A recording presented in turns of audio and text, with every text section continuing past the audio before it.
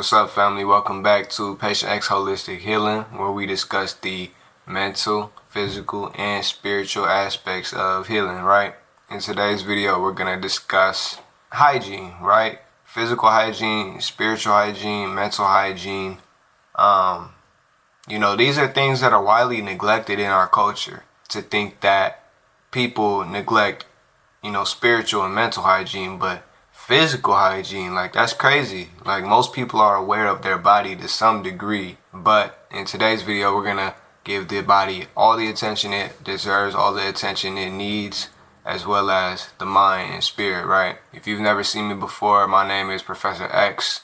Thank you for watching today. Hopefully you like and subscribe and share this video if you find it interesting or educational. So let's get right into it. First, we got the body, right? And I got my notes with me, so I'm gonna keep looking down and everything. But first, we got the body, right?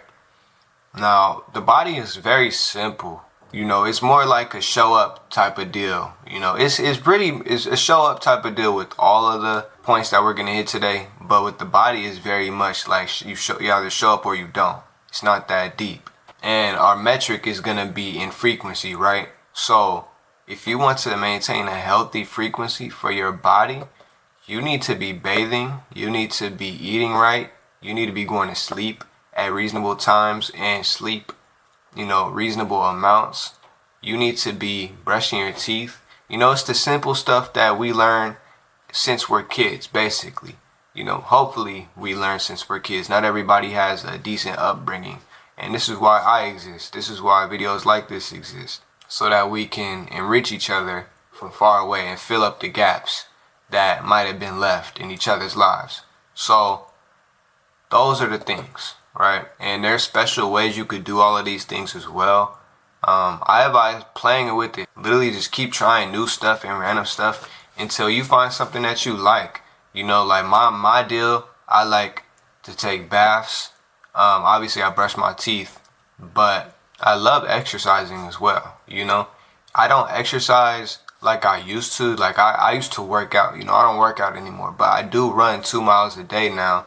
And if I had a bad day, that'll completely reverse it. That's why I do it last, because physical activity is the quickest thing to overhaul any type of, frequency blockage that I have. I'm a very physical person, and you got to know this about yourself too. Are you physical? Are you mental? Are you spiritual? Really, we're all of them, but everybody has different pathways through one of the three. Really, we're going to talk about 4, really, because I got soul and spirit as different things in my notes.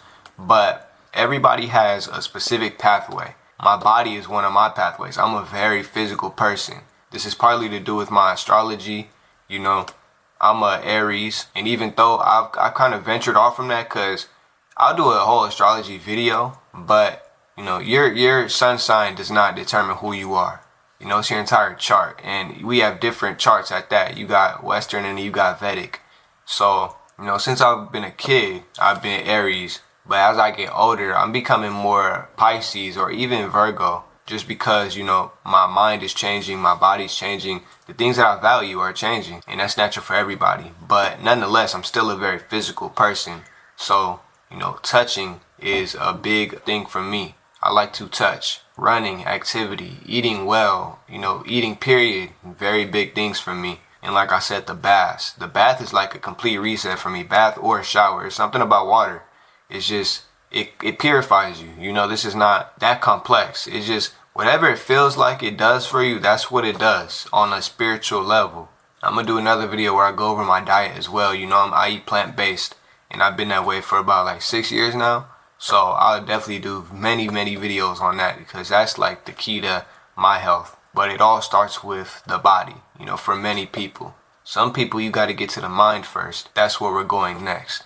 So to keep your mental hygiene and mental frequency high, what you have to do is balance the activity and inactivity of your mind. Many people in this world, especially if you live in first world countries, many people are distracted all day, and they like to let something else run the course of their mind, basically, rather than, reshape and remold their mind actively and engage with the world. This is very dangerous for your mental frequency, and it causes people to literally be, like, I want to say dumb, but it's not dumb. Like, it'd be smart people who go through this, but they're just not there, you know? People, they got to be on their phone scrolling all day. People, they can't stay still. They can't be in silence. They can't do regular, human things. They're impatient. They can't wait for long periods of time. They need short, quick gratification. Those things, although they're not new, they're really ramping up, especially with the increase of technology that we're going through, and it's only going to get crazier. So this is why we got to jump on it right now. The more we move along this timeline, just the easier it's going to get, as far as technology doing things for us, and ease of access is only going to get easier. So that's why we have to create that artificial rigor with our minds. And that's why I say balancing inactivity with activity. Instead of going to watch a movie or scroll on Instagram, that's keep your mind inactive. You need to do some active stuff. So let's go do a puzzle. Let's go learn something. All day I learn, and that's actually become like one of my crutches. Like I'll go watch some educational stuff, while I'm doing some other stuff. Like I'll be multitasking. I had to stop doing that because it became the inactivity, rather than engaging with the material. I'm just letting it wash over my mind. And we don't want to get brainwashed. So I like to engage with whatever I'm learning, firsthand. That's why I started learning languages. I'm learning Spanish right now. Just something so that I could have some sort of active recall process.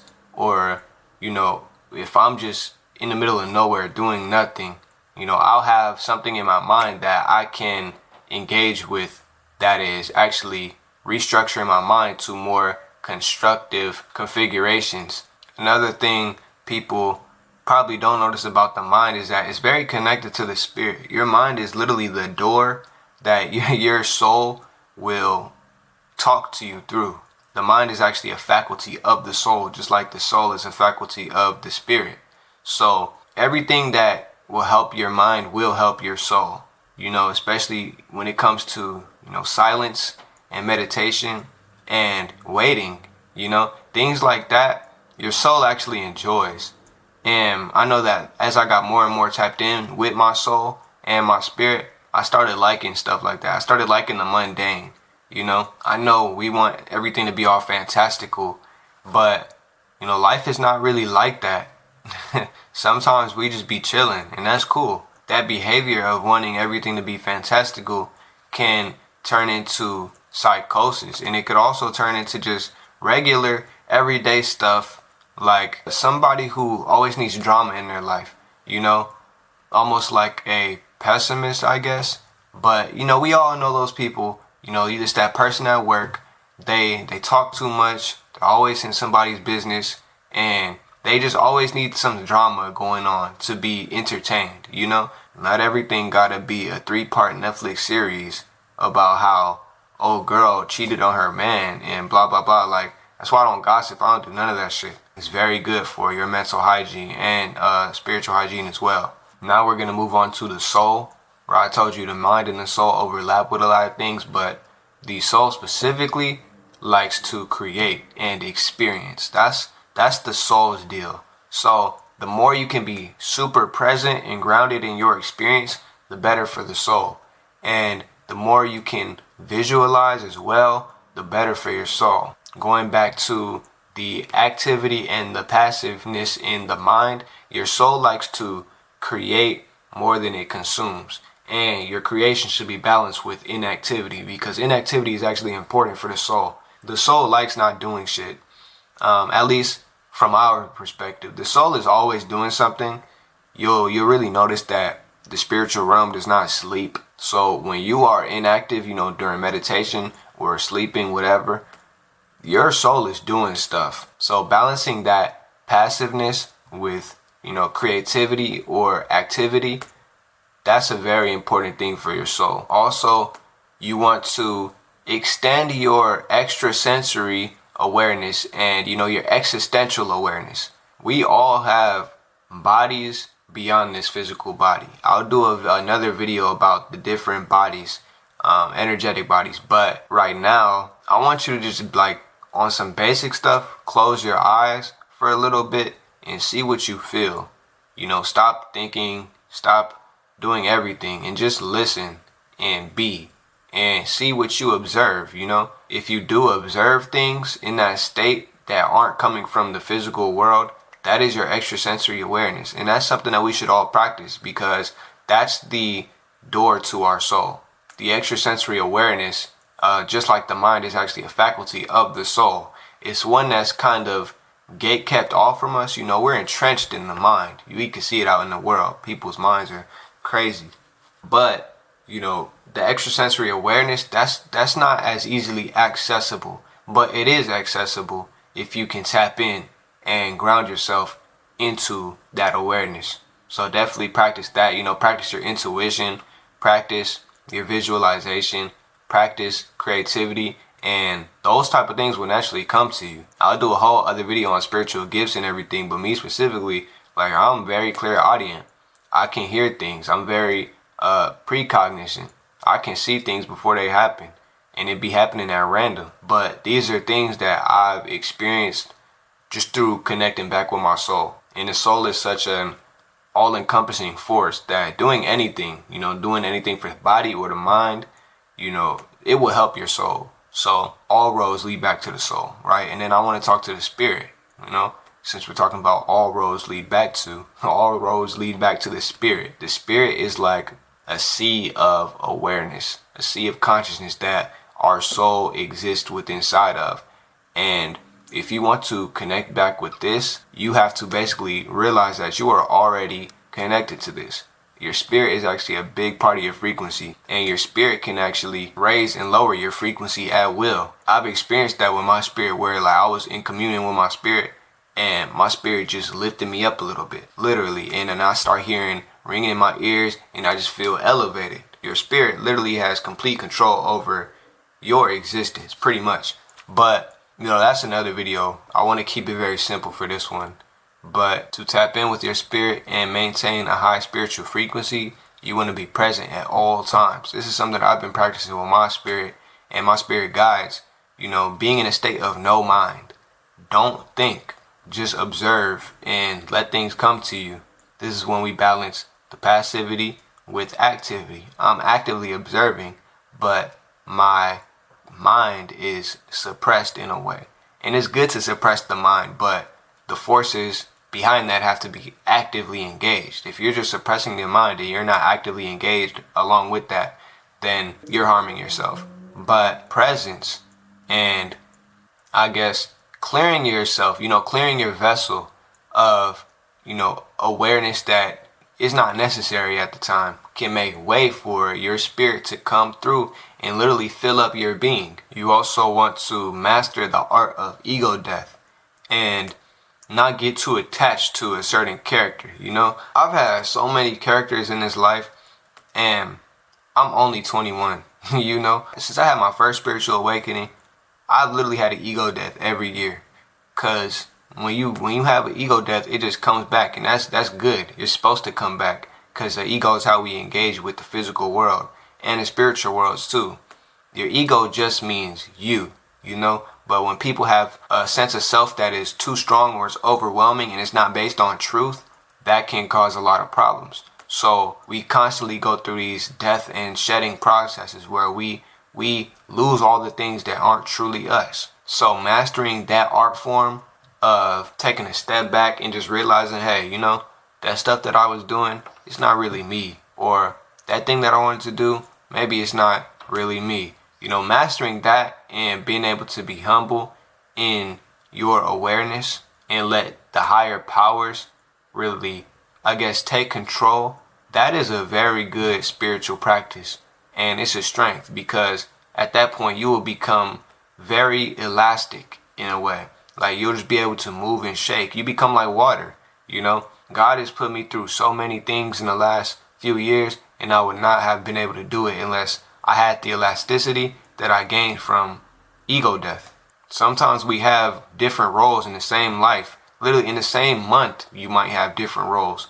And you might got to show up like this to one thing, and then you might got to show up like that to another thing. So you got to kind of shed in a way. in transition.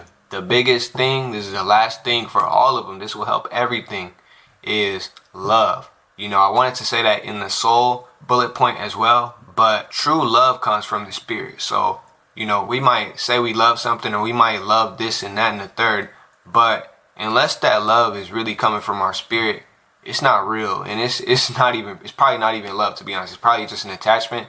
But love is that one where it's like, if you can exist within true love and express true love for not only oneself, but one's surroundings and everything, that will completely change your frequency. Love is the number one thing that'll impact your frequency today. The only reason why any of these other things on the list can work is if they have love behind them in the first place. Like I told you, I'm a very physical guy, so I like to do exercise. I like to run. I like to eat good food, and I like to be touched. But I only want to do those things out of love. I don't want to go run because I think I'm fat or I think I'm unhealthy. Although that can be a form of love, being honest with yourself. But I don't do it because I'm not comfortable with myself. I do it just because that's what I like to do. Like, it makes me feel good. And I'm not saying you should do everything just because it makes you feel good. We need to have the balance. But running is one of them things for me. And I do it because I love it. So that's why it really can jet up my frequency like I told you it does. Also, food. I've actually had to balance my food intake because I actually realized I don't need as much food as a lot of other people do. But when I do eat and I make myself a well-balanced meal, I do it out of love. And I make sure to imbue that love in that meal. And I enjoy the meal. Like, I eat slow. I had to start eating slow. And I kind of be slacking sometimes because sometimes I'll just be scarfing shit down. But I really want to make an effort to eat slow and truly enjoy it. Like, after I fast or something, I always eat slow. And it always feels so good. You get more enjoyment out of that. I'm a big taste guy. I like to taste. All my food got to taste good. If it don't taste good, I don't want to eat it. And that could be a hindrance, but I feel like the other aspects of my food journey are so balanced and well crafted that I can afford to eat stuff that I feel tastes good because I just eat so healthy in the first place. All of my bars are pretty high. Love is definitely the number one nutrient in my life. I make sure that I smile every day. I'm happy every day.